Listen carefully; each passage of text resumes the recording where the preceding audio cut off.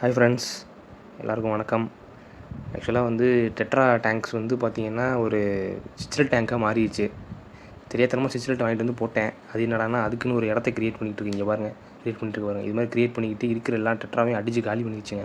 ஃபுல்லாக இது மட்டும்தான் இருக்குது. இந்த ஆஃப்ரிக்கன் மலாவி சிச்சில்ஸ் மாதிரி இருக்கிற எல்லா சிச்சில்ஸையும் கொண்டு போட்டிருக்கேன் மிக்ஸ் பண்ணி. இல்லாமல் சிச்சிலெட்டாக மாற்றிட்டோமே அப்படின்னு சொல்லிட்டு ஜுவல் ஃபிஷ்ஷில் 2 வாங்கி போட்டேன். அதில் ஒன்று செத்து போச்சு, கீழே விழுந்து இன்னொன்று மட்டும் கிடக்கு.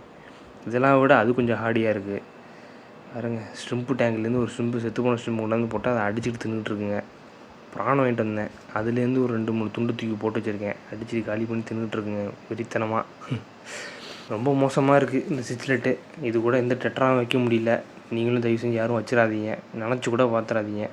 இதை விட ஹார்டியானது ஜுவல் ஃபிஷ்ஷை விட ஹார்டியானது இப்போ நான் போட்டிருக்கேன் பாருங்கள், ஆஸ்கார் ஃபிஷ்ஷு. ஆஸ்காரோட குட்டி எடுத்துருந்து போட்டிருக்கேன்.